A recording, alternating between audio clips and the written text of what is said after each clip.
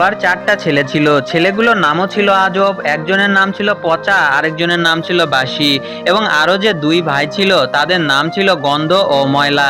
একদিন তাদের বাড়িতে আমি বেড়াতে গেলাম। তখন চার ছেলের বাবা আমাকে বলল, দোস্ত একটু সময় দে, পোলাও কোরমা রান্না করি।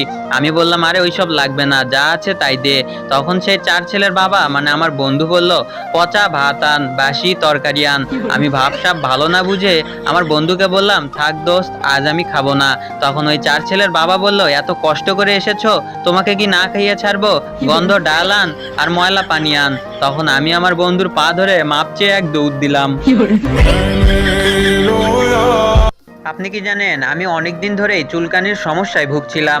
একদিন আমি পাড়ার এক ডাক্তারের কাছে গেলাম। ডাক্তার আমার রোগের ইতিহাস শুনে অনেকক্ষণ চিন্তা ভাবনা করে এক ডোজ ঔষধ দিলেন।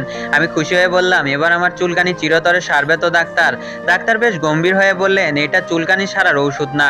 আমি অবাক হয়ে বললাম, এটা চুলকানি সারার ওষুধ না তো কিসের ওষুধ? ডাক্তার আমার দিকে তাকিয়ে বললেন, এই ওষুধটা আমি দিয়েছি আপনার নখ বড় হওয়ার জন্য, যাতে আপনি চুলকিয়ে আরাম পান। আপনি কি জানেন, একদিন পরীক্ষার হলে একটি স্যার খুব কড়াভাবে গার্ড দিচ্ছিলেন। হঠাৎ বক্স থেকে নকলটা বের করে আমি লিখতে শুরু করলাম। স্যার আবার সেটা দেখে ফেলেছিল। উনি উঠে এসে নকলটা আমার হাত থেকে নিয়ে পড়তে লাগলেন। তারপর সেটা নিয়ে চেয়ারে বসে রইলেন। 3 ঘন্টা পরীক্ষা চলছিল, কিন্তু স্যার আর কোনোভাবে চেয়ার ছেড়ে উঠল না। এই সুযোগে সবাই মন ভরে নকল করে পরীক্ষা দিল।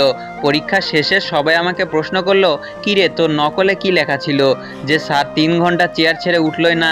তখন আমি 3 সেন্টিমিটার মুচকি হেসে বললাম, আরে ওইটা নকল ছিল না, ওইটাতে লেখা ছিল, স্যার আপনার প্যান্টের পেছনের সেলাইটা খুলে গেছে।